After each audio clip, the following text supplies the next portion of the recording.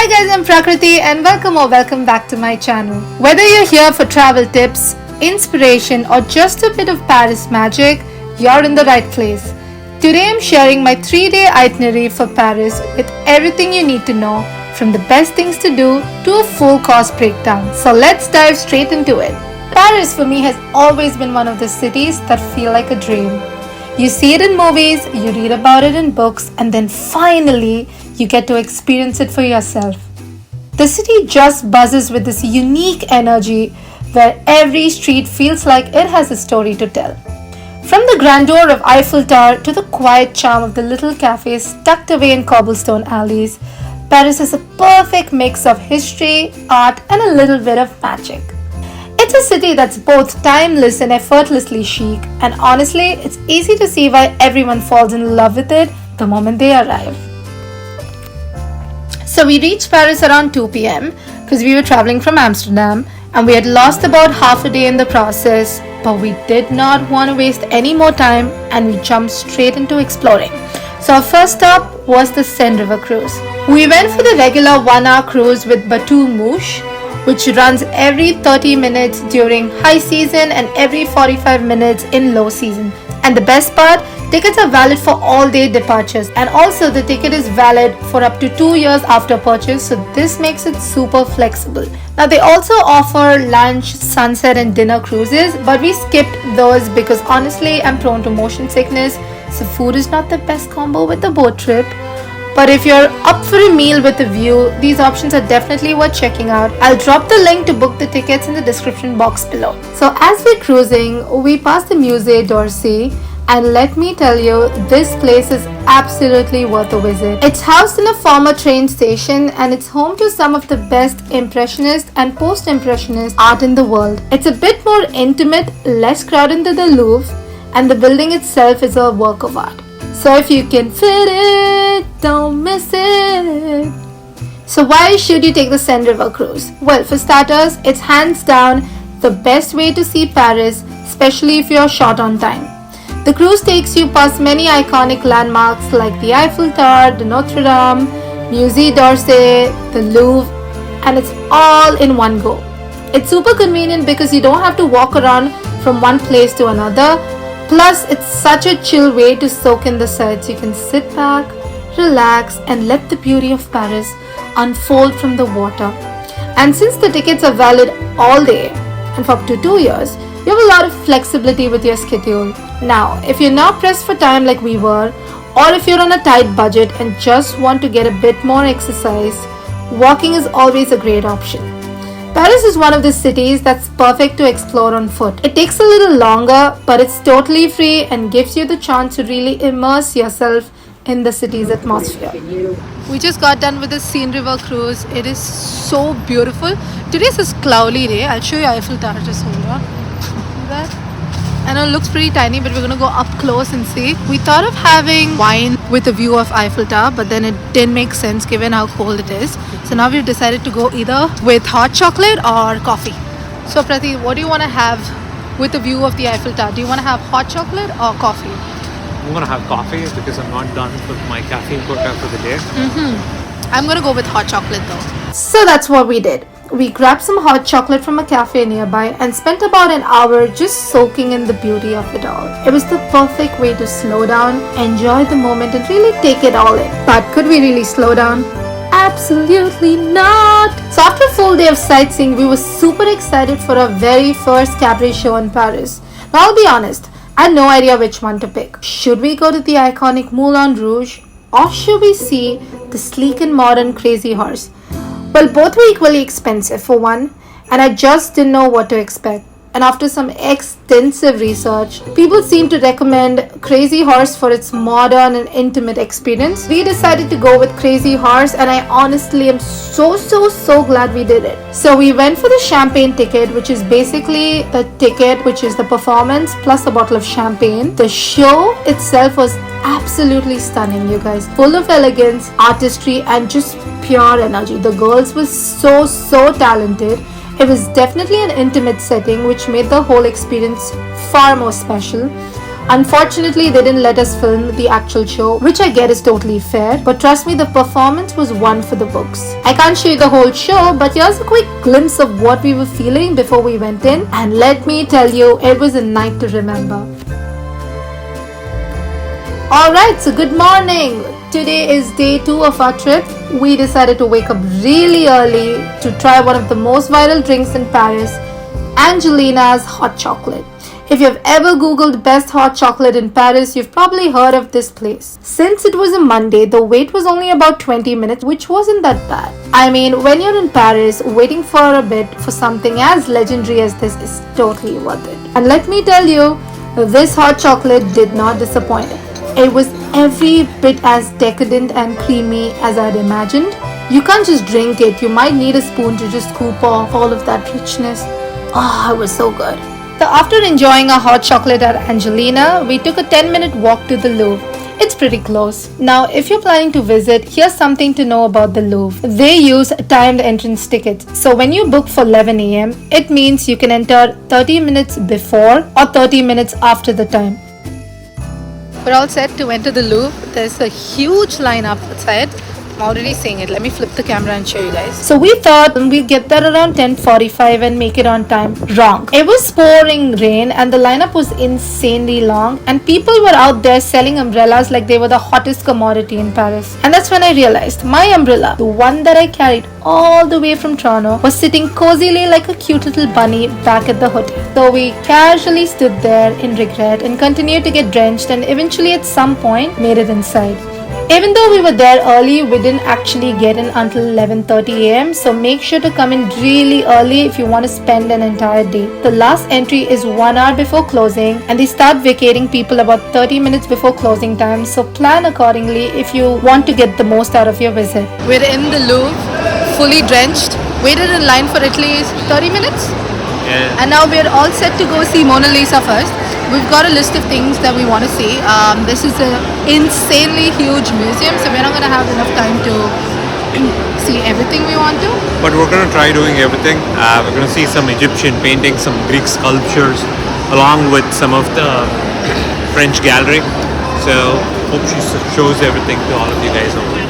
Also start off with grabbing a map at the information center at the Louvre to navigate its vast galleries, find iconic works like the Mona Lisa, and efficiently plan your visit. It ensures you save time, avoid getting lost, and tailor the experience to your interests. Honestly, the Louvre is so huge, you could spend days here, but even with just a few key stops, it's definitely worth the time. Walking through the Louvre, I couldn't help but keep looking up.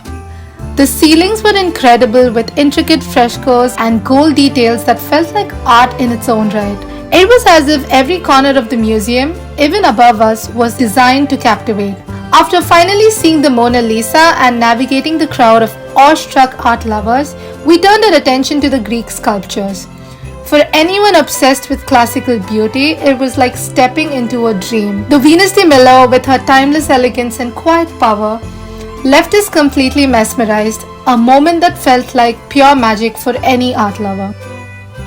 Also guys, if you love travel content like this, don't forget to hit the subscribe button and give this video a thumbs up. It really helps me out. And I'd love to hear from you. Drop a comment below with your favorite spots in Paris or any questions you may have. Now let's dive back to where we left. Next up, we had the most unique, most Parisian adventure ever. A macaroon making workshop at Galeries Lafayette. Now let me preface by saying neither one of us could be mistaken for bakers. We're not even remotely close to be. We were greeted with our very own kits at the table with an apron to get us started. We had all the ingredients needed to create the perfect little macaroons. After we walked through the entire process of making macaroon shells, it was our turn to showcase our amazing skills, and Prateet absolutely killed it, like quite literally.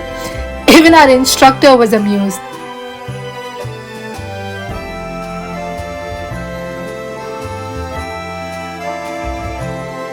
Here's proof of my amazing piece of art. I was so proud of this, you guys. For someone who's doing it for the first time, I did pretty well.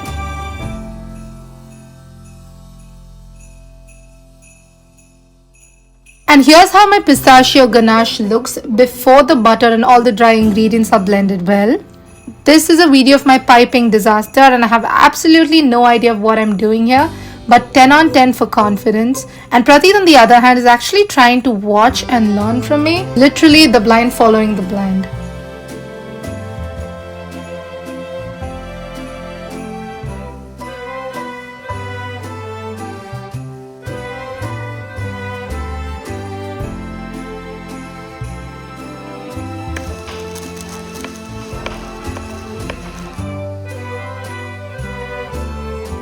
Our instructor could not stand how I was butchering the pipe and came to my rescue.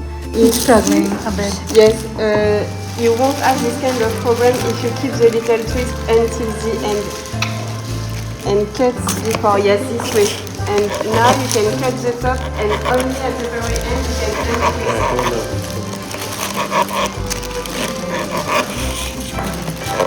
Here's this super excited me having successfully filled my pistachio ganache into the shells. Let's just say it was a learning curve. Our macaroons looked more like blobs.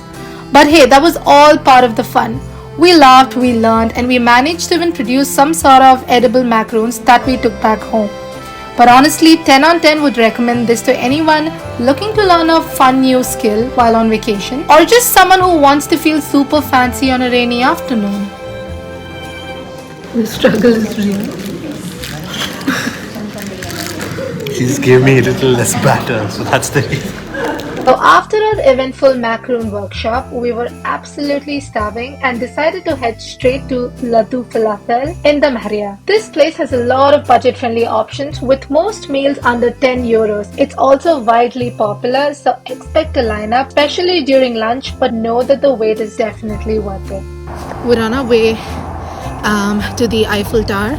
We're going for the Eiffel Tower Summit. It's 9:30 p.m. We're hoping to get on top once the Eiffel Tower sparkles. That is at 10 p.m. or maybe 11 depending on the line. Let's see how that goes. It's so pretty, see?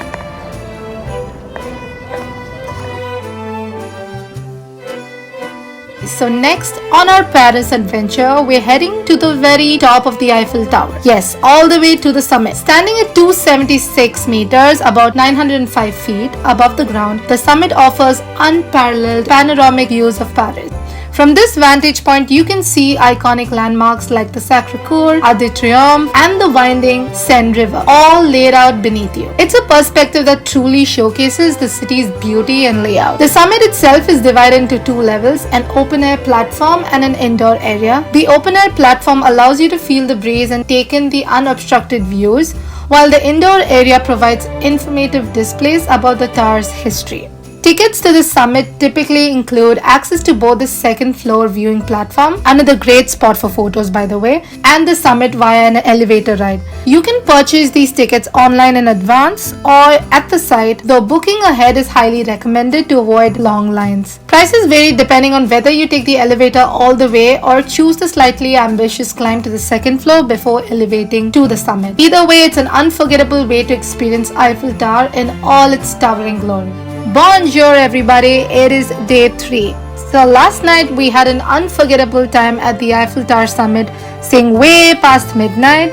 Naturally, that led us to oversleeping and missing a morning slot for the Palace of Versailles. I was super bummed about this, but we decided to pivot and explore the enchanting neighborhood of Montmarte. Montmartre is like cobblestone streets, artists at every corner, and a bohemian vibe that's simply irresistible. At the heart of Montmartre stands the magnificent Sacre Basilica. Perched atop the highest point in the city, its white domes are visible from all over Paris. Climbing to the top of the dome is a must. The 360-degree view of Paris is absolutely worth the effort. You could see landmarks like the Eiffel Tower and the Notre Dame Cathedral from this vantage point. After soaking in the views, we wandered through Montmartre's charming streets, discovering hidden gems like cozy cafes and unique boutiques. This neighborhood's rich history and artistic legacy makes every corner worth exploring. Missing the Palace of Versailles was a major mood killer. I was craving something to comfort me, like a warm, cozy hug in a bowl. So I was on a mission to find the fluffiest, most tender momos in all of Paris. My sadness was basically begging for a carb-loaded hug, and then like a shining beacon of hope, I found Crazy About Momos near Montmartre. By the way, 10 on 10 recommend this place and I will link it in the description box below. So at one point, Momo fueled madness took over and I turned to P with that stupid grin and said, how about we try and see if they let us into the palace? So we were cutting it ridiculously close. The palace closes at 5. It was already 3 p.m. and the journey to Palace of Versailles was about 1 hour even if we took an Uber to the place. We booked ourselves an Uber which was an additional 60 euros and we headed to the palace. An hour before closing, we run to the counter and explain our situation and surprisingly, they actually let us in. The palace is stunning and I'm so glad I didn't miss this. So welcome to the Palace of Versailles where French royalty once partied like rock stars. This formal royal residence is a must-see destination with its stunning architecture, opulent decor and breathtaking gardens. Inside the palace you'll find 700 rooms. Yes, 700. Including the famous Hall of Mirrors. Imagine walking through a 73-meter long corridor lined with sparkling mirrors, intricate ceilings and stunning chandeliers. It's like stepping into a fairy tale. The Palace of Versailles is not only an impressive architectural achievement but also a testament to the extravagance and excess of the French monarchy. The palace's gardens are a masterpiece of French landscape design with perfectly manicured lawns, intricate fountains and stunning sculptures. The palace has played host to numerous historical events including royal weddings, coronations and state visits. Today the Palace of Versailles is one of the most popular tourist destinations in the world, attracting millions of visitors each year and I'm so glad I didn't miss this. After an adventure to the Palace of Versailles, we headed back to Paris to our last stop before heading back to our hotel, the Moulin Rouge. The Moulin Rouge, a world-famous cabaret in Paris, France, is a symbol of the city's vibrant nightlife and rich cultural heritage. Founded in 1889, this iconic venue has been entertaining audiences with its spectacular shows featuring elaborate costumes, talented performers, and mesmerizing music. The Moulin Rouge has remained a must-visit destination for anyone looking to experience the essence of Parisian nightlife. Now here's a total of everything we spent in 3 days, including our flights and hotels. We had flown in from Toronto to Amsterdam, but if you were to fly directly to Paris, the flights cost more or less the same and our total expenditure for the trip was about 1,256 Canadian dollars per person. And with that we come to the end of this video. I hope you found this video informative and entertaining. If you enjoyed this video, please give it a thumbs up, leave a comment and subscribe for more travel content. Until next time, okay, bye!